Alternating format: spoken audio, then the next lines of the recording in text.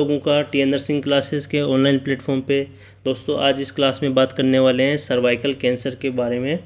तो cervical cancer का जो सेकंड पार्ट है इसके में हम बताएंगे आपको कि HPV वैक्सीन के बारे में बताएंगे, मैनेजमेंट किस तरह से किया जाता है सर्वाइकल कैंसर का, वो चाहे रेडियोथेरेपी हो, कीमोथेरेपी हो, इन सभी के रिगार्डिंग हम डिस्कस करने वाले हैं इस क्लास के अंदर। तो यदि आप चैनल पर नए हैं तो चैनल को सब्सक्राइब करना है, बेल आइकन को प्रेस करना है, जो भी नोटिफिकेशन होगा सबसे पहले आपको मिलेगा। चलिए स्टार्ट करते हैं बिना किसी देरी के। रिस्क फैक्टर क्या होते हैं HPV के, सर्वाइकल कैंसर के? तो रिस्क फैक्टर की बात करें, CA सर्विक्स, CA का मतलब लिखा हुआ है कैंसर, ठीक है, CX मतलब सर्विक्स। तो HPV क्या होता है? मोस्ट इम्पोर्टेंट होता है, मोस्ट इम्पोर्टेंट रिस्क फैक्टर होता है HPV, ह्यूमन पेपिलोमा वायरस। दोस्तों क्या होता है? मोस्ट कॉमन रिस्क फैक्टर होता है। ये क्वेश्चन काफ़ी बार आपके एग्जाम में रिपीटेड हो चुका है, फ्रीक्वेंटली आज क्वेश्चन है ये कि सर्वाइकल कैंसर का मोस्ट इम्पोर्टेंट जो रिस्क फैक्टर है वो कौन सा है? तो वो है HPV। नेक्स्ट है अर्ली कोइटार्के। अर्ली मेनार्के आपने पढ़ा होगा कि ऑनसेट ऑफ मेंसेस होता है उसे मेनार्के कहते हैं, 13 ईयर की एज में स्टार्ट होता है। तो इसी तरह से वर्ड है कोइटार्के, ठीक है। कोइटार्के का मतलब होता है सेक्सुअल इंटरकोर्स। तो जब यदि किसी फीमेल या फिर किसी अर्ली एज के अंदर सेक्सुअल इंटरकोर्स होता है तो लेस देन 18 ईयर्स से तो ज़्यादा चांसेस हो जाते हैं सर्विकल कैंसर के। इसीलिए जो मैरिज की जो एज रखी गई है वो भी मोर देन 18 रखी गई है। क्लियर है? क्योंकि लेस देन 18 रखने की वजह से काफ़ी सारी गायनिकोलॉजी प्रॉब्लम्स हो जाती हैं, उस वजह से फीमेल की डेथ हो सकती है। नेक्स्ट बात करेंगे early age of first pregnancy. जो अर्ली एज है फर्स्ट प्रेगनेंसी की, यदि किसी फीमेल की लेस देन 20 है, मतलब 20 साल से कम एज की फीमेल यदि बच्चे को जन्म देती है तो उस केस में भी देखा गया है कि उनके सर्वाइकल कैंसर के जो रिस्क फैक्टर हैं वो ज़्यादा है, मोर है। नेक्स्ट है मल्टीपल पार्टनर्स। यदि एक फीमेल एक से ज़्यादा यदि पार्टनर्स के साथ यदि सेक्सुअल कॉन्टैक्ट रखती है तो उस केस में क्या है, HPV के जो स्प्रेड होने के चांसेस हो जाते हैं। क्लियर है वहाँ पे? नेक्स्ट बात करेंगे male partners with multiple partners. यदि मेल पार्टनर भी, यदि किसी फीमेल का मेल जो पार्टनर है वह भी यदि मल्टीपल पार्टनर्स के साथ यदि सेक्सुअल इंटरकोर्स में यदि वो इन्वॉल्व रहता है तो उस केस में भी वह उसके जो वाइफ है, उसकी फीमेल है, वो जो उसकी पार्टनर है उसके भी वह सर्वाइकल कैंसर के रिस्क फैक्टर को इंक्रीज़ करता है। नेक्स्ट बात करेंगे इम्यूनो कॉम्प्रोमाइज्ड स्टेट। यदि किसी फीमेल पेशेंट का यदि क्या है, किसी के HIV है तो HIV में क्या होता है, इम्यून T सेल जो होती हैं वो सप्रेस हो जाती हैं, कम हो जाती हैं, CD4 सेल डिक्रीज़ हो जाती हैं, लेस देन 200 एक्रोस हो जाती हैं। तो उस वजह से क्या होता है, उनके अंदर इम्यूनिटी बहुत कम हो जाती है। तो इस वजह से भी उनके अंदर CA सर्विक्स होने के चांस बढ़ जाते हैं। नेक्स्ट बात करेंगे मल्टीपेरिटी। यदि 2 या 2 से अधिक यदि बच्चों को यदि कोई जन्म देती है तो मल्टीपेरिटी में आ जाती है। क्लियर है? नेक्स्ट बात करेंगे लो सोशियो इकोनॉमिक। यदि हाइजीनिक कंडीशन अच्छी नहीं है, इनकम अच्छा सोर्स नहीं है, तो उस सिचुएशन में भी देखा गया है कि CA सर्विक्स बहुत ज़्यादा देखने को मिलता है, क्योंकि अच्छे से जो वॉश शॉवर वगैरह अच्छे से नहीं ले पाएंगे, क्लीनिंग अच्छे से नहीं रख पाएंगे अगर लो सोशियो इकोनॉमिक स्टेटस रहेगा। नेक्स्ट है स्मोकिंग। यदि फीमेल स्मोकिंग करती है उस केस में भी OCP, ओरल कॉन्ट्रासेप्टिव पिल्स लेती है। और प्री मेलिग्नेंट कंडीशन, या पहले से कोई ऐसी कंडीशन है जैसे कि वल्वल नियोप्लेसिया और वेजाइनल नियोप्लेसिया। देखो दोस्तों, नियो का मतलब होता है न्यू, प्लेसिया न्यू ग्रोथ। यदि कहीं किसी भी सेल का न्यू ग्रोथ हो जाता है तो उसे न्यूप्लेजिया कहते हैं। क्लियर है? तो यदि वो वेजाइनल में भी हो सकता है, वो वल्वा में भी हो सकता है। तो ये सभी के सभी रिस्क फैक्टर हैं किसके? CA सर्विक्स के। नेक्स्ट बात करेंगे CA सर्विक्स किससे रिलेटेड नहीं होता है? कैंसर सर्विक्स किन लोगों में नहीं होता है? अर्ली मेनार्के में, ठीक है। अर्ली कोइटार्के के केस में रिस्क फैक्टर ज़्यादा होता है, जबकि अर्ली मेनार्के के केस में यदि किसी फीमेल के अंदर प्यूबर्टी जल्दी आ जाती है, कहने का मतलब है अर्ली मेनार्के हो जाता है, जो नॉर्मल एज है वो 13 ईयर एज है, ठीक है, 13 to 15। यदि 13 से पहले यदि 10 की 11 की एज में किसी के मेनार्के आते हैं तो उस केस में कैंसर के सर्विक्स के चांस इंक्रीज नहीं होते हैं, ये कोई रिस्क फैक्टर नहीं है।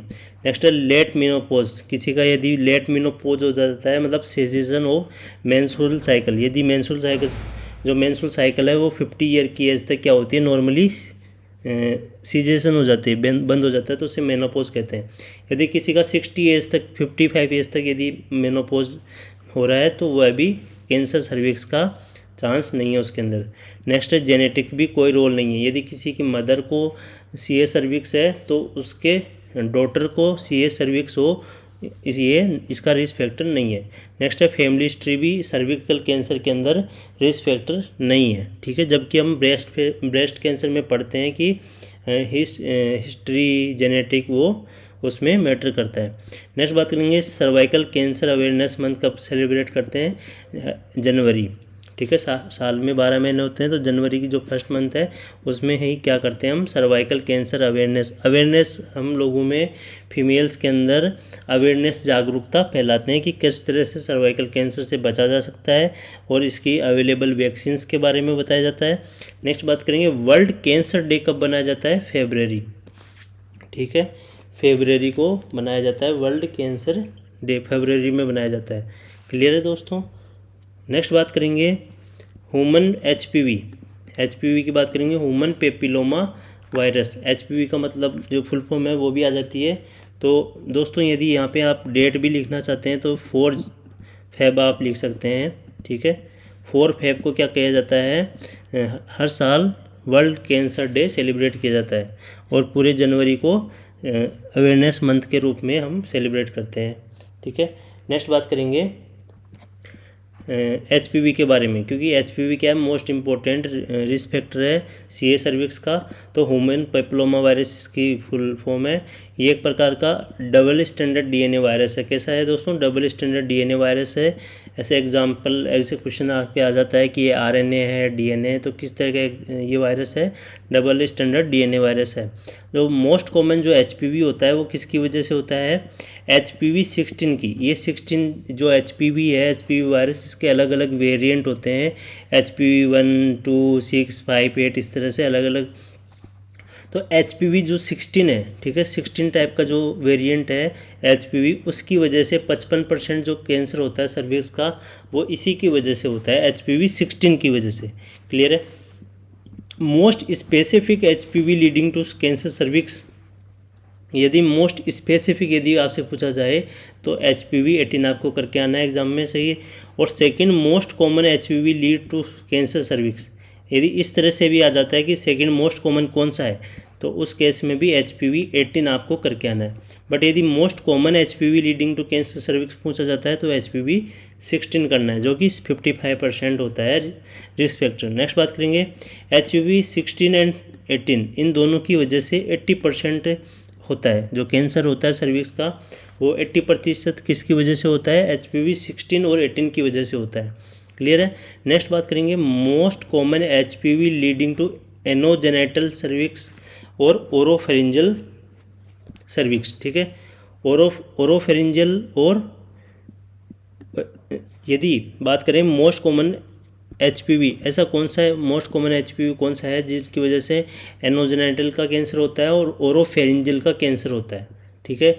यदि एनोजेनेटल और ओरोफेरिंजियल दोनों की बात करें तो इनका भी HPV 16 की वजह से होता है।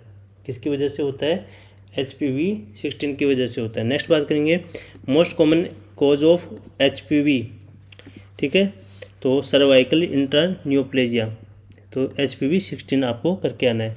नेक्स्ट बात करेंगे सब टाइप कौन कौन से होते हैं, कि सर्वैक्स जो HPV है उसके अलग अलग सब टाइप्स होते हैं। तो एक तरह लो रिस्क वाले सब टाइप्स होते हैं, हाई रिस्क वाले सब टाइप्स होते हैं। तो जो लो रिस्क सब टाइप्स हैं दोस्तों वो HPV 6 एंड 11 है। 6 एंड 11 क्या है, लो रिस्क सब टाइप है। क्या है, लो रिस्क सब टाइप है। तो जिसकी वजह से क्या होता है, जेनाइटल वार्ड्स होते हैं, जैसे कि कोंडोलाइमा एक्यूमिनेटा, ठीक है। क्या होता है, कोंडोलाइमा एक्यूमिनेटा होता है। तो ये क्वेश्चन आपके ESIC में आया हुआ है प्रीवियस ईयर के एग्जाम में कि कोंडोलोमा एक्यूमिनेटा किसकी वजह से होता है, ये HPV की वजह से होता है। ये एग्जाम में आपके आया हुआ है। बात करेंगे रिकरेंट, यदि बार बार यदि ये होता है तो लेरिंजियल पेपिलोमा भी कर सकता है। नेक्स्ट बात करेंगे हाई रिस्क सब टाइप की। तो हाई रिस्क सब टाइप की बात करें तो हाई रिस्क सब टाइप में 16, 18, ये 31, 33, 45, 52, 58 ये सब क्या है, हाई रिस्क है। किस में है, हाई रिस्क सब टाइप में आते हैं, ठीक है। तो ऑन्कोजेनिक पोटेंशियल इनकी वजह से ज़्यादा है। तो इनके अंदर कौन कौन से होते हैं, HPV 16, 18, 31, 33, 45, 52, 58 इनकी वजह से कौन कौन से कैंसर होते हैं, सर्विक्स का, वल्वा का, और कौन कौन सा होता है इसके अंदर, वेजाइना का, और ओरल कैंसर, और कैंसर पेनिस, और एनल कैंसर। ये सभी के सभी कैंसर किसकी वजह से होता है, HPV 16, 18 इनकी वजह से, ठीक है। आगे बात करेंगे HPV वैक्सीन के बारे में, ठीक है। HPV वैक्सीन की बात करें तो HPV वैक्सीन सर्वारिक्स होती है। ये एक प्रकार की बाइवेलेंट वैक्सीन है, ठीक है, बाइवेलेंट वैक्सीन है। और HPV 16 और 18 की वजह से अगेंस्ट ये इफेक्टिव होती है। और ये किससे प्रोटेक्ट करेगी, कैंसर सर्विक्स के, किससे प्रोटेक्ट करेगी, ये कैंसर सर्विक्स से ये प्रोटेक्ट करती है। नेक्स्ट बात करेंगे गार्डासिल। गार्डासिल की बात करें तो क्वाड्रीवेलेंट होती है। किस तरह की होती है, क्वाड्रीवेलेंट। ये क्वेश्चन आया हुआ है आपके एग्जाम में कि गार्डासिल किस टाइप की वैक्सीन है, कौन बाइवेलेंट है, ट्राइवेलेंट है। तो ये क्वाड्रीवेलेंट वैक्सीन है। ये HPV 6, 11, 16 और 18 इन सभी के अगेंस्ट ये इफेक्टिव है। और ये जेनिटल वार्ड्स से भी है, ये प्रोटेक्ट करती है, और कैंसर सर्विक्स से भी प्रोटेक्ट करती है। नेक्स्ट बात करेंगे गार्डासिल 9। गार्डासिल 9 ये अवेलेबल है, मोस्ट कॉमन ये यूज़ की जाती है गार्डासिल 9। ये नॉन वेलेंट है, ठीक है। नॉन वेलेंट का मतलब है कि इसके अंदर 6, 11, 16, 31, 32, 45, 52, 58 इन सब के अगेंस्ट ये इफेक्टिव है, नॉन वेलेंट। इसको गार्डासिल 9 के नाम से जाना जाता है। ये 6 कैंसर से प्रोटेक्ट करती है, उसके साथ साथ जेनिटल वार्ड से भी प्रोटेक्ट करती है। क्लियर है। तो गार्डासिल 9, सर्वारिक्स, गार्डासिल ये सभी के सभी HPV की वैक्सीन है। इनके रिगार्डिंग क्वेश्चन जो पुटअप होता है आपका यहीं से होता है। आगे बात करेंगे ये किससे बनी हुई होती है, जो HPV वैक्सीन है ये किससे बनी हुई होती है, L1 कैप्सिड प्रोटीन से। किससे, L1 कैप्सिड प्रोटीन से ये प्रिपेयर की जाती है। ये फॉर्म है वायरस लाइक पार्टिकल, ठीक है।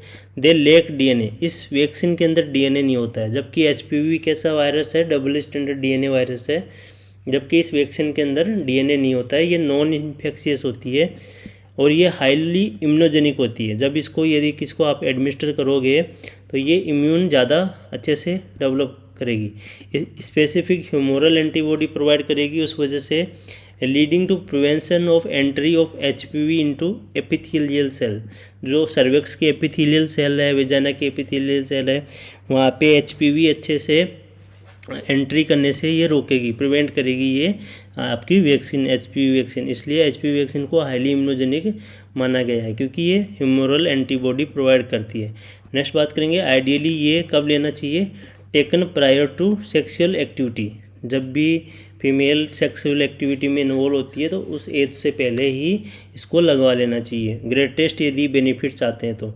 बट यदि मान लो किसी की प्रायर सेक्स की एक्टिविटी की हिस्ट्री रही है तो HPV रिलेटेड डिजीज़, और उसको मान लो HPV रिलेटेड डिजीज़ है या फिर पॉजिटिव HPV टेस्ट आ रहा है, तो उस केस में ऐसा नहीं है कि वो बाद में नहीं ले सकते हैं, बाद में भी वो ले सकते हैं। तो ऐसे सिचुएशन में कॉन्ट्रा इंडिकेटेड नहीं है वैक्सीन, ठीक है। यदि कोई फीमेल है और वो पहले कोई सेक्सुअल एक्टिविटी में इन्वॉल्व है या फिर उसके HPV वो पॉजिटिव है, तो उस केस में वो आगे ले सकती है वैक्सीन। नेक्स्ट बात करेंगे HPV testing not recommended prior to HPV। कभी भी HPV वैक्सीन यदि किसी को लगवानी है तो उससे पहले ये ज़रूरी नहीं है कि वह HPV का टेस्ट करवाए। क्लियर है।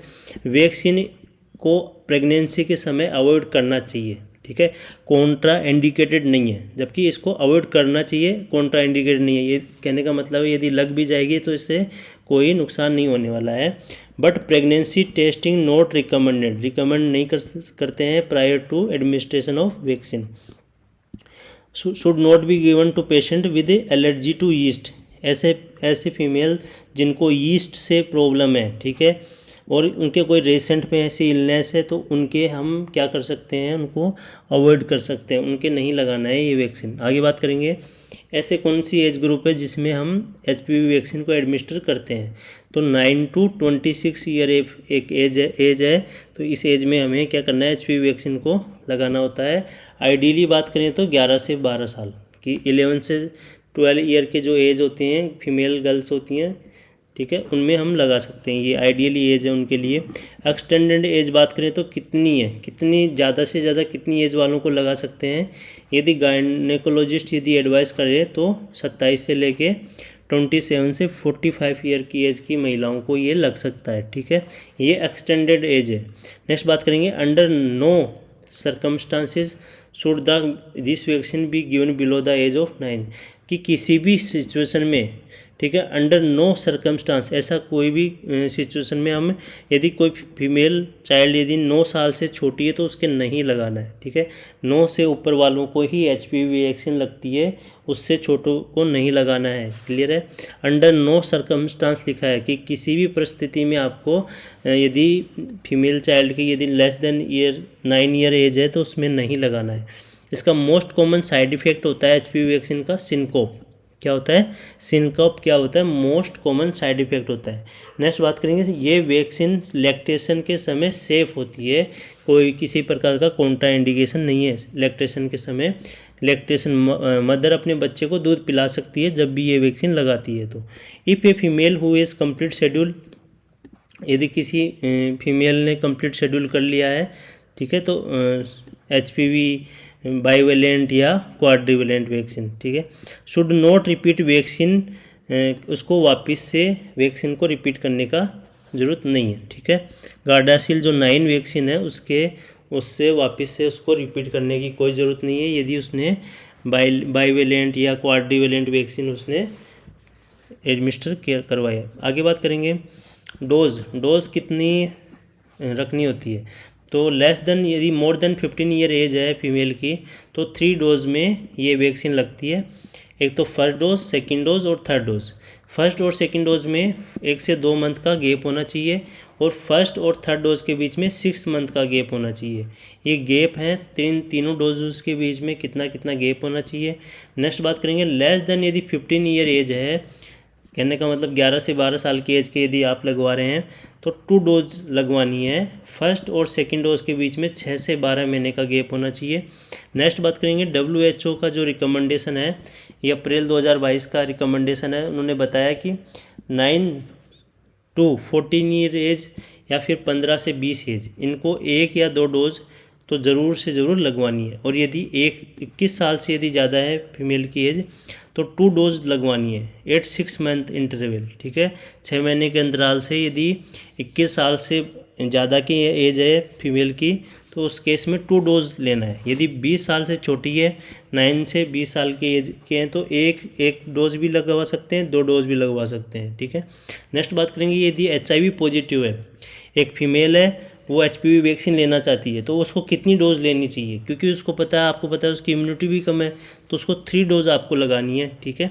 आगे बात करेंगे हम जो मोस्ट कॉमन क्वेश्चन आपसे पूछे जाते हैं कि most common cancer in female in India, कि इंडिया के अंदर जो मोस्ट कॉमन कैंसर है फीमेल वो कौन सा होता है। फीमेल के अंदर ब्रेस्ट कैंसर है। कौन सा है, ब्रेस्ट कैंसर।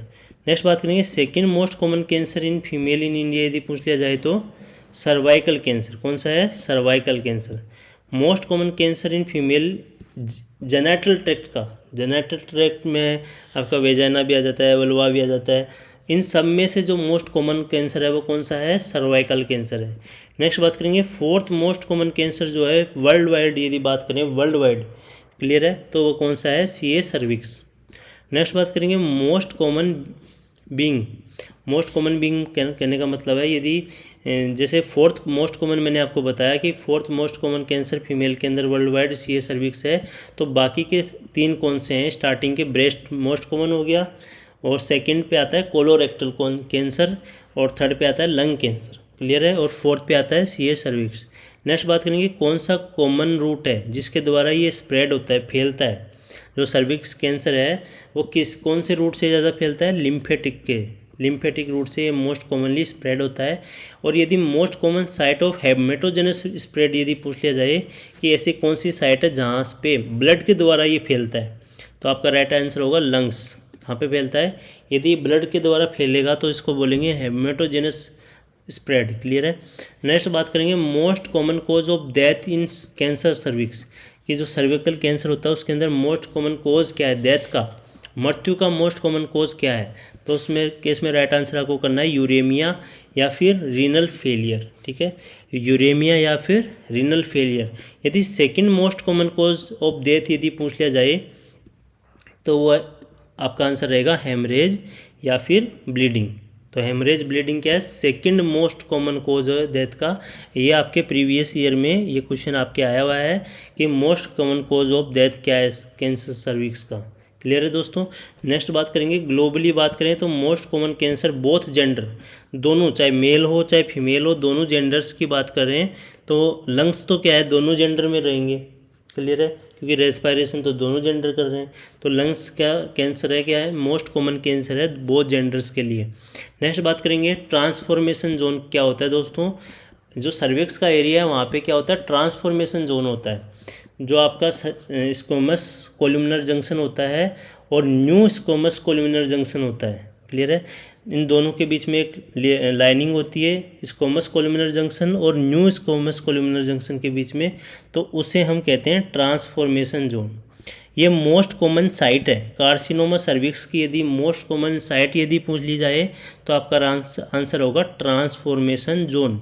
इसे शॉर्ट में TZ भी लिखा जाता है, इसे ट्रांसफॉर्मेशन जोन कहते हैं। ये कहाँ पे होता है? स्क्वैमस कोलुमिनर जंक्शन और न्यू स्क्वैमस कोलुमिनर जंक्शन के बीच में ये जोन होता है। नेक्स्ट बात करेंगे second most common type of cancer cervix कौन सा होता है। सेकंड मोस्ट कॉमन टाइप कौन सा होता है सर्विक्स कैंसर? एडिनोकार्सिनोमा। कौन सा होता है? Adenocarcinoma.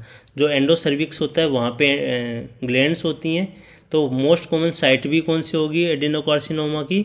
Endo cervix. Endo cervix is the most common site of adenocarcinoma. Clear है, एडिनोकार्सिनोमा क्या है? सेकंड मोस्ट कॉमन टाइप है CA सर्विक्स का। नेक्स्ट बात करेंगे मोस्ट इंपॉर्टेंट रूट क्या होता है HPV ट्रांसमिशन, कि ये जो ह्यूमन पेपिलोमा वायरस है वह कौन से रूट से ज़्यादा फैलता है? तो आपका राइट आंसर होगा सेक्सुअली ट्रांसमिटेड डिजीज़। कौन से रूट से? Sexually transmitted disease. नेक्स्ट बात करेंगे सैंपल फॉर पेप स्मेयर, कि पेप स्मेयर पे आपको लेना है। ठीक है, पेप स्मेयर करवाना है, टेस्ट होता है ये HPV के लिए। तो ये भी आपसे एग्ज़ाम में काफ़ी बार पूछा गया है, रिपीटेड क्वेश्चन है कि पेप स्मेयर किसके लिए करते हैं। तो आपका राइट आंसर होता है CA सर्विक्स, या फिर क्वेश्चन में दिया हुआ है HPV। तो HPV के लिए हम क्या करते हैं? पेप स्मेयर करवाते हैं। ये एक प्रकार का स्क्रीनिंग टेस्ट है। क्लियर है, जो कि आपका सेकेंडरी लेवल ऑफ प्रिवेंशन के अंदर आता है।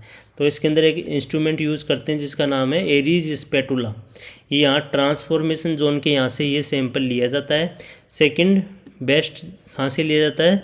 स्क्वैमस कोलुमिनर जंक्शन से। ठीक है, या तो ट्रांसफॉर्मेशन जोन से लेंगे सैंपल या फिर स्क्वैमस कोलुमिनर जंक्शन से लेंगे। नेक्स्ट बात करेंगे एंडो सर्वाइकल ब्रश भी होता है। यदि आप एडिनोकार्सिनोमा के यहाँ से आप पता करना चाहते हैं तो एंडो सर्विक्स से यदि सैंपल लेना चाहते हैं तो एंडो सर्वाइकल ब्रश का आप यूज़ करेंगे। आगे अभी हम इसका इमेज भी देखने वाले हैं कि एरीज स्पेटुला कैसा होता है, एंडो सर्वाइकल ब्रश कैसा होता है। चलिए बात करते हैं कि clinical presentation of cancer cervix, कि क्या क्या क्लिनिकल मैनिफेस्टेशन होते हैं, साइन सिम्टम क्या होते हैं कैंसर सर्विक्स के। तो फर्स्ट यहाँ लिखा हुआ है इरेगुलर वेजाइनल ब्लीडिंग। जो वेजाइनल ब्लीडिंग इरेगुलर देखने को मिलेंगी। और मोस्ट जो स्पेसिफिक सिम्टम होता है वो होता है पोस्ट कोइटल ब्लीडिंग, कि सेक्सुअल इंटरकोर्स होने के बाद में क्या देखने को मिल रही है? ब्लीडिंग देखने को मिलती है। तो वह मोस्ट स्पेसिफिक साइन है कैंसर सर्विक्स का। क्लियर है। नेक्स्ट बात करेंगे क्योंकि इरेगुलर वेजाइनल ब्लीडिंग तो किसी और की वजह से भी हो सकता है और कॉज भी हो सकता है, बट पोस्ट कोइटल ब्लीडिंग का जो ये किसका क्लिनिकल मैनिफेस्टेशन है? कैंसर सर्विक्स का मोस्ट स्पेसिफिक सिम्टम है। नेक्स्ट बात करेंगे next step in management. Next step क्या करना होता है यदि कोई फीमेल आपके पास इस शिकायत की कंप्लेन के साथ आती है कि उसके पोस्ट कोइटल ब्लीडिंग देखने को मिला, तो आपको क्या करना है? पर स्पेकुलम एग्जामिनेशन करवाना है उसका, वह है यदि नॉर्मल आता है। पर स्पेकुलम एग्जामिनेशन, आप स्पेकुलम मैंने आपको प्रीवियस क्लास में पढ़ाया है कि कस्को स्पेकुलम होता है, सिम्स स्पेकुलम होता है, तो इनके बारे में प्रीवियस क्लास में मैं आपको अच्छे से लेक्चर दे चुका हूँ। तो आप इसमें पर स्पेकुलम एग्जामिनेशन से यदि आप कर रहे हैं तो नॉर्मल यदि आता है तो उसके बाद आपको पेप स्मेयर करवाना है। ठीक है, पेप स्मेयर में यदि एबनॉर्मल आता है तो पेप स्मेयर के आधार पे कभी भी आप ट्रीटमेंट नहीं करोगे। ठीक है, पेप स्मेयर यदि पॉजिटिव आ जाता है तो नो ट्रीटमेंट, आपको उसके आधार पे ट्रीटमेंट कभी भी नहीं करना होता है, क्योंकि ये एक प्रकार का स्क्रीनिंग मेथड है। आपको यदि एबनॉर्मल आता है पेप स्मेयर तो आपको क्या करवाना है, कोल्पोस्कोपी करवाना है, कोल्पोस्कोपी प्लस बायोप्सी। ठीक है, क्योंकि कोल्पोस्कोपी करके क्या करोगे, उसके बायोप्सी भी तो लेना है आपको। ठीक है, कोल्पोस्कोपी का मतलब होता है आप वेजाइना और सर्विक्स को क्या कर रहे हैं, विजुअलाइज कर रहे हैं। ठीक है, तो विजुअलाइज करने से क्या होगा, साथ में आप बायोप्सी भी तो लोगे वहाँ से। ठीक है, टिश्यूज़ भी तो आपको लेना है ट्रांसफॉर्मेशन जोन से। तो कोल्पोस्कोपी प्लस बायोप्सी आपको करना है यदि पेप स्मेयर एबनॉर्मल आता है तो। फिर आपको ट्रीटमेंट करना है, उसके रेडियोथेरेपी, कीमोथेरेपी या फिर फर्दर जो भी मैनेजमेंट है उसके बाद में ही डिसाइड करना होता है। आगे बात करते हैं, ये इमेज इसके अंदर दर्शाई गई है, ये इस गायनेकोलॉजिस्ट के हाथ में कोल्पोस्कोप है, क्लियर है, और ये कस्को स्पेकुलम यहाँ लगा हुआ है, यह वेजाइना सर्विक्स ये सब पार्ट है, और ये सर्विक्स वाला यहाँ पार्ट दिखाया हुआ है इसके अंदर, क्लियर है। तो इस तरह से एनालिसिस किया जाता है। नेक्स्ट बात करेंगे, ये सर्वाइकल पंच बायोप्सी है कि जब ये गायनेकोलॉजिस्ट यहाँ से कोल्पोस्कोप के माध्यम से सर्विक्स को विजुअलाइज कर रही है तो वहाँ से फिर बायोप्सी भी लेनी होगी, तो इस इंस्ट्रूमेंट का यूज़ करके वह बायोप्सी ले सकते हैं। तो इसको बोलते हैं सर्वाइकल पंच बायोप्सी। ठीक है, एक पंच करके वहाँ से टिश्यूज़ को बाहर निकाल लेगी, क्लियर है। एक गन जैसी मशीन है, लॉन्ग इसका ब्लेड है, इस तरह से एंड पे इसके इस तरह से पंच जैसा होता है, पंच करने जैसा। तो आप इस तरह से इसको इमेज को समझ सकते हैं, क्लियर है। नेक्स्ट बात करेंगे, जो एंडो सर्वाइकल ब्रेस्ट है वो कैसा होता है, इस तरह का होता है, जो एंडोकार्सिनोमा के केस में हेल्पफुल होता है पेप स्मेयर करने में। ये एरिज स्पेटुला है, ये जो इमेज है आपके सामने वुडन स्पेटुला, इसको कहते हैं एरिज स्पेटुला, क्लियर है। नीचे आपके है प्लास्टिक ब्रश या ब्रूम। तो ये सभी के सभी पेप स्मेयर में काम में आने वाले इंस्ट्रूमेंट है। आगे बात करेंगे स्क्रीनिंग मेथड्स, कौन कौन से स्क्रीनिंग मेथड हैं जो कि सीए सर्विक्स में किए जाते हैं। तो पहला है HPV DNA टेस्टिंग, ये बहुत ही सेंसिटिव टेस्ट है, क्लियर है, इसको ही किया जाता है। HPV DNA टेस्टिंग क्या होता है, मोस्ट सेंसिटिव टेस्ट है ये कैंसर सर्विक्स के लिए। पेप स्मेयर टेस्ट भी होता है, ये स्पेसिफिक होता है बट सेंसिटिव नहीं होता है, क्लियर है। Visual inspection with acetic acid, कि इसमें क्या होता है कि विजुअली इंस्पेक्ट करते हैं, देखते हैं सर्विक्स को, वहाँ पे एसिटिक एसिड को वहाँ पे स्प्रे करने के बाद में क्या करते हैं, वहाँ पे इंस्पेक्शन करते हैं, देखते हैं उसको कि उसमें कलर चेंज हो रहा है या नहीं हो रहा है, क्लियर है। नेक्स्ट बात करेंगे एज टू स्टार्ट स्क्रीनिंग, कब कब स्क्रीनिंग स्टार्ट कर देना चाहिए कि सर्विक्स के कैंसर के लिए जो सेकेंडरी लेवल का प्रिवेंशन होता है कि हम बचा सकें कैंसर होने से, तो कब कब स्क्रीनिंग करवा सकते हैं। जनरल पॉपुलेशन की बात करें तो 30 ईयर एज बताइए, WHO ने कितना एज बताया, 30 ईयर एज, कि 30 साल की एज के बाद में फीमेल को स्क्रीनिंग कराते रहना चाहिए सर्वाइकल कैंसर के लिए, क्लियर है। नेक्स्ट बात करेंगे ACOG ने बताया है कि 21 ईयर एज बताया है कि 20 ईयर एज के बाद में क्या करना है, स्क्रीनिंग करवाना है HPV के लिए। नेक्स्ट बात करेंगे in a female living with HIV positive, एक फीमेल है यदि वो HIV पॉजिटिव है तो उसको 25 साल की एज के बाद में स्क्रीनिंग करवाते रहना है, सीए सर्विक्स के लिए स्क्रीनिंग करवाते रहना है। नेक्स्ट है टारगेट पॉपुलेशन की बात करें तो 30 to 49 ईयर, कि 30 से 50 साल के बीच की एज वाली जितनी फीमेल है उन सबको स्क्रीनिंग करवाते रहना है, ये टारगेट पॉपुलेशन रखा गया है। एज टू स्टॉप स्क्रीनिंग, कितनी एज पे हमें स्टॉप करवा देनी है स्क्रीनिंग, तो 50 ईयर एज, 50 ईयर के एज के बाद में यदि प्रीवियस टू स्क्रीनिंग यदि नॉर्मल है, कहने का मतलब 30 से 30 to 49 ईयर के बीच में यदि फीमेल सर्वाइकल कैंसर के लिए स्क्रीनिंग करवाती है और वह नॉर्मल आती है 2 टाइम्स, यदि वह नॉर्मल आती है तो 50 ईयर के बाद में उसे नहीं करवाना है स्क्रीनिंग, उसे स्टॉप कर देनी है। यदि एबनॉर्मल आता है उस केस में उसको करवाना है। नेक्स्ट बात करेंगे देखो यहाँ लिखा हुआ है सर्वाइकल कैंसर के डायग्नोसिस। ये डायग्नोसिस के यहीं से आपके एग्जाम में क्वेश्चंस आते रहते हैं। पेप स्मेयर होता है, एचपीवी टेस्टिंग होता है, पंच बायोप्सी होता है, आपने अभी इमेज देखा इंस्ट्रूमेंट का, एंडो सर्वाइकल क्यूरेटेज होता है, क्लियर है, कौन बायोप्सी होता है, लीप होता है। लीप क्या होता है इसके बारे में भी डिस्कस करेंगे। और इस तरह से ये आपके कोल्पोस्कोपिक इंस्ट्रूमेंट है। इसके इधर सर्विक्स दिखता रहता है इस मॉनिटर पे, और यहाँ से इसके स्कोप के द्वारा विजुलाइज करते हैं। तो ये कोल्पोस्कोपी के काम में लिया जाने वाला इंस्ट्रूमेंट है। नेक्स्ट आगे बात करेंगे कि पेप स्मेयर टेस्ट क्या होता है। दोस्तों पेप स्मेयर टेस्ट के लिए जो इंस्ट्रूमेंट काम में लिया जाता है उसका नाम है एरीज स्पेटुला। क्या नाम है? Aries spatula. और एंडो सर्वाइकल ब्रश भी काम में लिया जाता है। अब ये पेप स्मेयर टेस्ट 2 टाइप से होता है, एक कन्वेंशनल होता है, एक लिक्विड बेस्ड साइटोलॉजी होता है। जो लिक्विड बेस्ड साइटोलॉजी होता है उसके अंदर एंडो सर्वाइकल ब्रश यूज में लिया जाता है। नेक्स्ट बात करेंगे एज कितनी होनी चाहिए पेप स्मेयर के लिए। मोर देन 21 ईयर, 21 या 21 साल से ज़्यादा एज वाली फीमेल्स के अंदर ही हम क्या करते हैं, पेप स्मेयर करवाते हैं। बेस्ड ऑन रिपोर्ट के आधार पे पेप स्मेयर, जब भी पेप स्मेयर की रिपोर्ट आती है तो उसके आधार पे हम कभी भी ट्रीटमेंट नहीं करते हैं, नो ट्रीटमेंट। ठीक है, हमें क्या करवाना है, उसको कंफर्म करने के लिए कोल्पोस्कोपी करवानी है, बाद में कोल्पोस्कोपी करवानी है। यदि पेप स्मेयर एबनॉर्मल आता है रिपोर्ट के अंदर तो हमें क्या करवाना है, उसे ट्रीटमेंट स्टार्ट नहीं करना है, हमें कोल्पोस्कोपी के लिए बोलना है, साथ में बायोप्सी करवाएंगे, देन क्या करेंगे, ट्रीटमेंट स्टार्ट करेंगे। क्लियर है। और रिपीट कब कब करना है, एवरी 3 आवर्स। क्लियर है, एवरी 3 आवर्स, 3 ईयर्स आपको लिख लो यहाँ पे, एवरी 3 ईयर्स, हर 3 साल से क्या करना है, पेप स्मेयर टेस्ट को रिपीट करना है। यहाँ पे ईयर्स कर लीजिए आप, ईयर्स।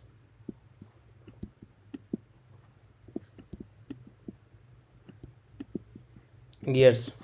नेक्स्ट बात करेंगे बेस्ट टाइम की बात करें तो पेरी ओवुलेटरी फेज, जो ओवुलेशन होता है डे 14 पे, उससे पहले या उसके बाद में, उस टाइम में क्या करवाना है, पेप स्मेयर टाइम टेस्ट का बेस्ट टाइम होता है। तो पेप स्मेयर का बेस्ट टाइम कब होता है? ऐसे तो मेंस्ट्रुअल साइकिल के किसी भी डे पे आप करवा सकते हैं, कभी भी करवा सकते हैं। यदि बेस्ट टाइम यदि पूछा जाए तो पेरी ओवुलेटरी फेज के टाइम। नेक्स्ट बात करेंगे क्रायो एब्लेशन। अब आपने यहाँ पे पढ़ा कि पेप स्मेयर यदि एबनॉर्मल आता है, पॉजिटिव आता है, तो उस केस में आपको क्या करना है, कोल्पोस्कोपी बायोप्सी करवाना है। और कोल्पोस्कोपी बायोप्सी करने के बाद में यदि पॉजिटिव आ रहा है तो आपको क्या करना है, ट्रीटमेंट स्टार्ट करना है। तो ट्रीटमेंट में क्या करोगे, क्रायो एब्लेशन होता है। क्रायो एब्लेशन एक प्रकार का ट्रीटमेंट है सीएस सर्विस का।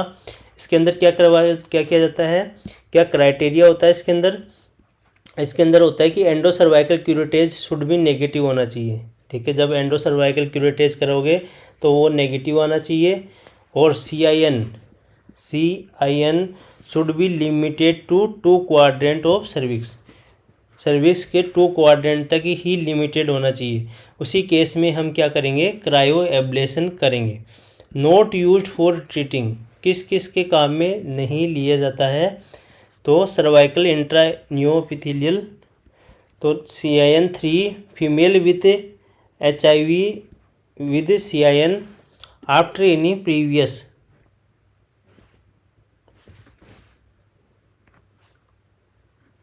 CIN female with HIV after any previous therapy. In cases के अंदर हम क्रायो एब्लेशन नहीं करते हैं। ठीक है, सर्वाइकल इंट्राएपिथेलियल न्यूप्लेसिया होता है, यदि आप CIN की फुल फॉर्म चाहते हैं, सर्वाइकल इंट्राएपिथेलियल न्यूप्लेसिया। ये टाइप 3 के, यदि टाइप 3 का, ग्रेड 3 का यदि उसके कैंसर है, सर्वाइकल इंट्राएपिथेलियल न्यूप्लेसिया, या यदि कोई फीमेल है, HIV है, उसके CIN भी है, तो उस केस में भी क्रायोएब्लेशन यूज़ नहीं करेंगे। और आफ्टर एनी प्रीवियस थेरेपी, यदि पहले उसके क्रायोएब्लेशन उसने करवाया है और उसको फ़ायदा नहीं मिला है तो उसके भी हम दोबारा यूज़ नहीं करेंगे क्रायोएब्लेशन। क्लियर है, ये क्राइटेरिया है WHO का, किस केस में क्रायोएब्लेशन करवाते हैं। तो इस तरह से क्रायोएब्लेशन में जो गैस यूज़ की जाती है वो नाइट्रस ऑक्साइड यूज़ करते हैं, CO2 यूज़ करते हैं, तो गैस इस तरह से यूज़ की जाती है।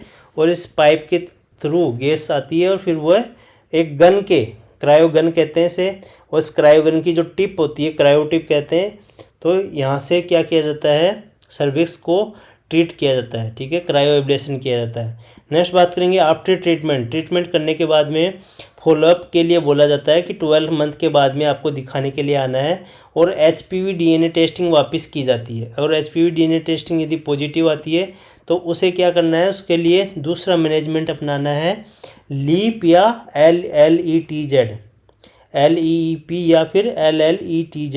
ये ट्रीटमेंट मॉडलिटी है जो कि हम क्रायोब्लेशन यदि फेल हो जाती है तो उसके बाद में हमें लीप या LLETZ अपनाना है।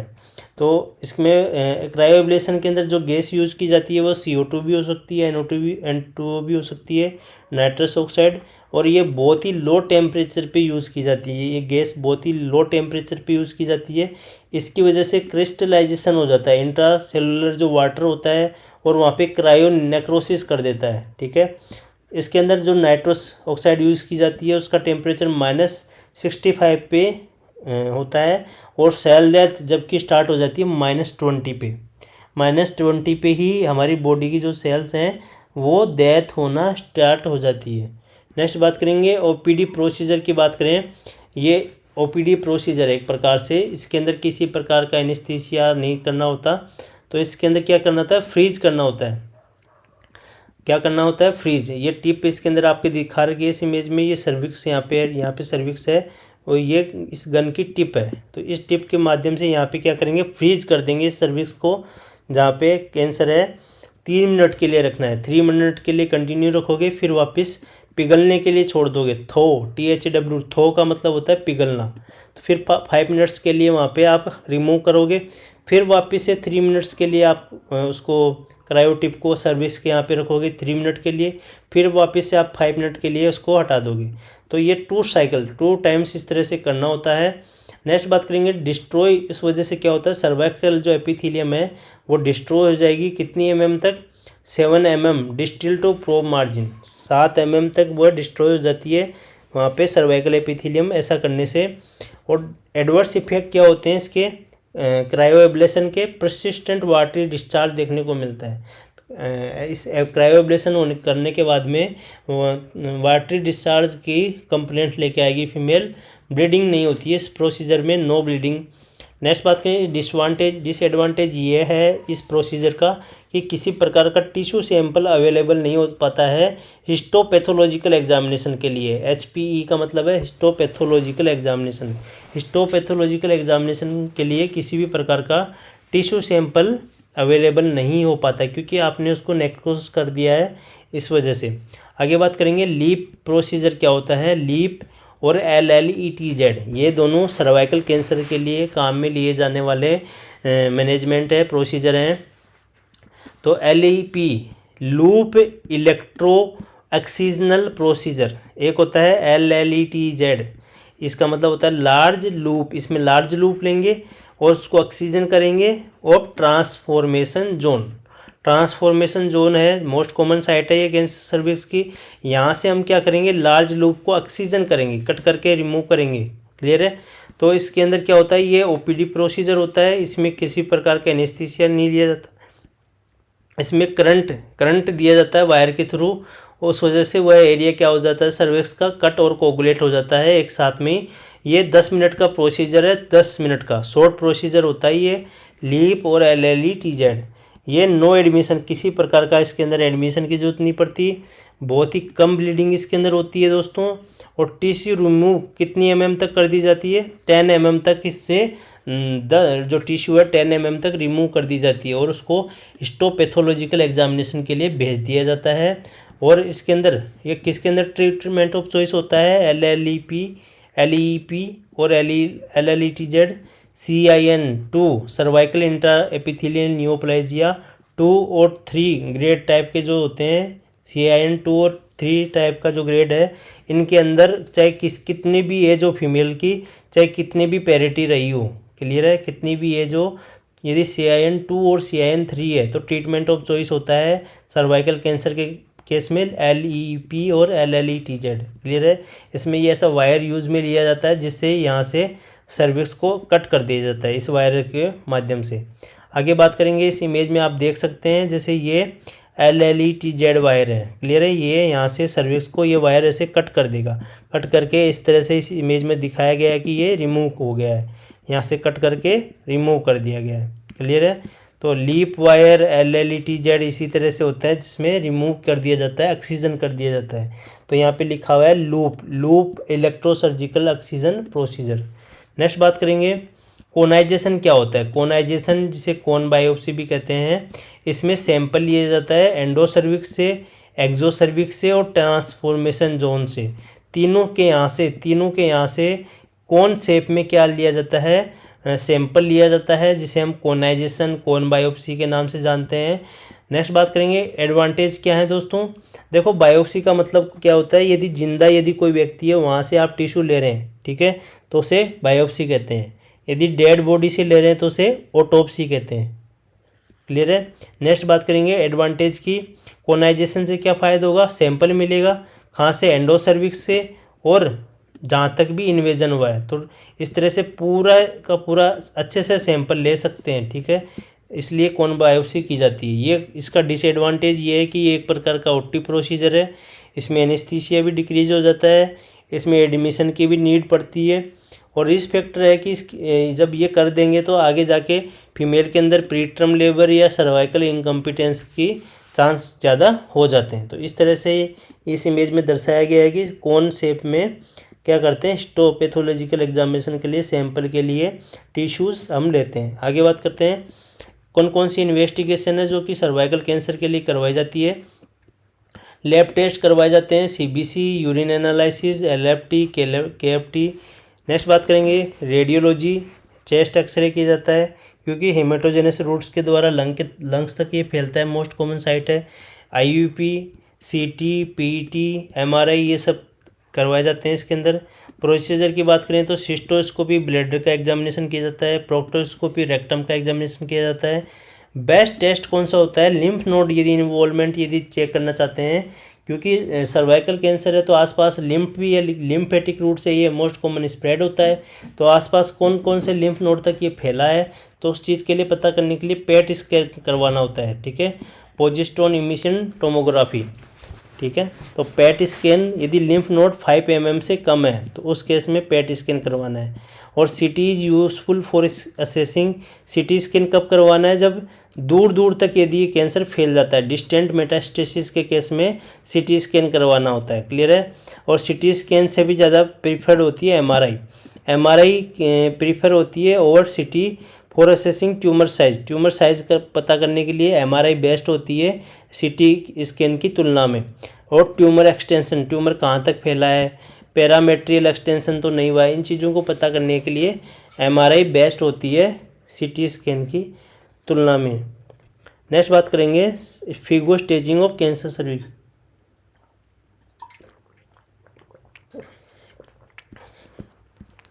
फिगो स्टेजिंग, दोस्तों फिगो स्टेजिंग यूज़ की जाती है कैंसर सर्विक्स के लिए।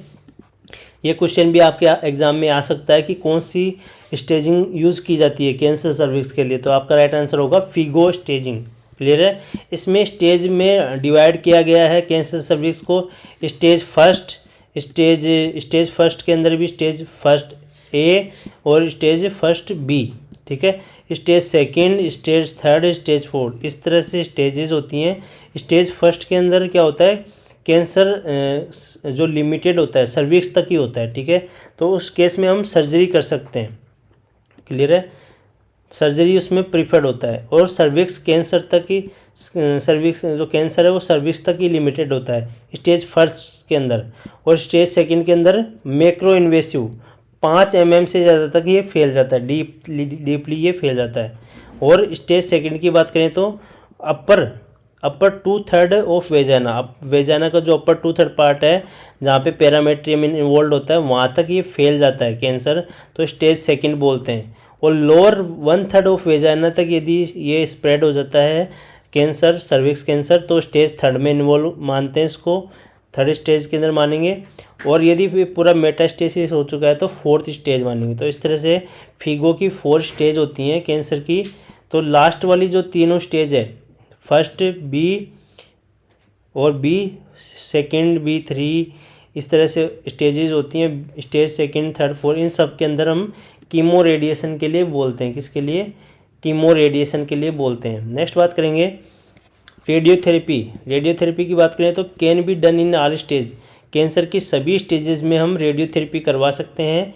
जब ये कौन कौन सी में प्रीफर कौन सी में होती है? फ्रॉम स्टेज सेकंड A2, जो सेकंड स्टेज होती है कैंसर की, सर्विक्स कैंसर की स्टेज सेकंड है, उसके अंदर सेकंड A1 होती है, A2 होती है, A3 होती है, इस तरह से होती है। तो A2 के बाद में जितनी भी स्टेजेस हैं, सेकंड स्टेज की A2 स्टेज के बाद जितनी भी स्टेजेस हैं उनके अंदर क्या होती है? प्रीफर्ड होती है रेडियोथेरेपी। ट्रीटमेंट ऑफ चॉइस किसके अंदर होता है radiotherapy? Second B stage, third stage, fourth stage, first B3 stage और सेकंड A2 स्टेज, इन सभी स्टेजेस के अंदर रेडियोथेरेपी ट्रीटमेंट ऑफ चॉइस होता है। सर्वाइकल कैंसर के केस में इसका साइड इफेक्ट होता है ओवेरियन फेलियर, क्योंकि रेडियो सेंसिटिव ऑर्गन है एक प्रकार से। जो आपका ओवरी है वो क्या है? रेडियो सेंसिटिव ऑर्गन होता है, इस वजह से ओवरी फेलियर हो जाती है, आगे जाके उसको दिक्कत आती है महिला को। कीमो रेडिएशन, क्योंकि कीमोथेरेपी और रेडिएशन थेरेपी साथ में दी जाती है, इसलिए before radiotherapy cisplatin given to increase sensitivity to radiotherapy. हम चाहते हैं कि रेडियोथेरेपी अच्छे से कार्य करे, इसलिए रेडियोथेरेपी देने से पहले सर्वाइकल कैंसर वाले पेशेंट में हम सिस्प्लेटिन चलाते हैं। ठीक है, कौन सी चलाते हैं? सिस्प्लेटिन चलाते हैं। ये ऑटोटॉक्सिसिटी भी होती है सिस्प्लेटिन, तो सिस्प्लेटिन चलती है, तो इसलिए सिस्प्लेटिन क्या एक प्रकार की कीमोथेरेपी है। तो सिस्प्लेटिन ये प्लेटिनम कंपाउंड होता है, तो सिस्प्लेटिन और रेडिएशन थेरेपी दोनों साथ चलती है, ताकि इसकी सिस्प्लेटिन क्या है? एक प्रकार से रेडियो सेंसिटाइजर होता है, और हम सिस्प्लेटिन की जगह 5-फ्लोरोयूरेसिल भी यूज कर सकते हैं। क्लियर है? नेक्स्ट बात करेंगे, ये बात हो गई रेडियोथेरेपी। अब रेडियोथेरेपी दो प्रकार से होती है, ब्रैकीथेरेपी और टेलीथेरेपी। ब्रैकीथेरेपी का मतलब होता है हम केविटी के अंदर सर्विस के यहाँ पे यदि हम जो रेडियो जो मटेरियल है वो हम सर्विक्स के अंदर यहाँ रख रहे हैं, तो इसके अंदर आइसोटोप यूज़ किया जाता है, उसका नाम है इरिडियम 192। ठीक है, ये इनसाइड बॉडी। ब्रैकीथेरेपी का मतलब होता है बॉडी के अंदर रखा जाता है, और टेलीथेरेपी में क्या होता है? आउटसाइड बॉडी रखा जाता है। टेलीथेरेपी में सीजियम यूज़ किया जाता है, और इसकी डोज की बात करें तो इस तरह से डोज होती है। हाई डोज होती है इरिडियम की 12 GY पर हावर, और लो डोज होती है लेस देन 2 GY। GY के अंदर रेडिएशन की डोज को हम मेज़र करते हैं, GY। ठीक है, नेक्स्ट बात करेंगे टेलीथेरेपी के अंदर क्या होती है? डोज 50 GY टू पेल्विस तक ये स्प्रेड होती है, इसलिए पेल्विस की तरफ क्या करेंगे? हम एक्सटर्नल बीम रेडियोथेरेपी करवाएंगे, पेल्विस की तरफ डायरेक्शन रहेगी, क्योंकि टेलीथेरेपी में क्या बाहर रहता है, जो सोर्स होता है वो बाहर होता है, रेडिएशन का सोर्स क्या होता है? आउटसाइड बॉडी रहता है। क्लियर है? आगे बात करेंगे एक आपने सर वर्ड पढ़ा होगा, रेडिकल ट्रेकिलेक्टोमी। ट्रेकिया ये ट्रेकिया से संबंधित नहीं है दोस्तों, ट्रेकिलेक्टोमी होता है। इसमें क्या होता है दोस्तों, बात करेंगे यदि वेजाइना के यहाँ पे size of tumour less than 2 centimetre है, और एब्डोमेन के यहाँ के size of tumour more than 2 centimetre है, तो इस केस में हमें क्या करना होता है? रेडिकल ट्रेकिलेक्टोमी करना पड़ता है। इसमें यूट्रेन जो आर्टरी होती है सर्विक्स के यहाँ पे, उसको लाइगेट कर देते हैं, और सर्विक्स को रिमूव करते हैं विद एंटायर पैरामेट्रियम।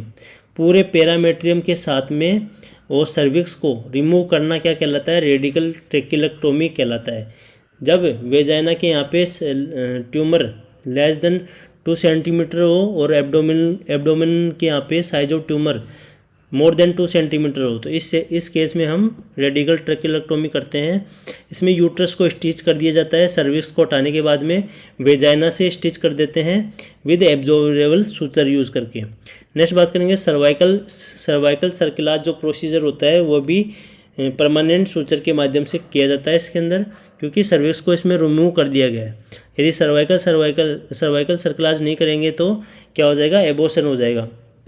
नेक्स्ट बात करेंगे, ये फीमेल बिकम्स प्रेग्नेंट। यदि फीमेल प्रेग्नेंट है और वो भी ट्रेकिलेक्टोमी के बाद में, तो डिलीवरी ऑफ चॉइस क्या रहेगा? Caesarean section.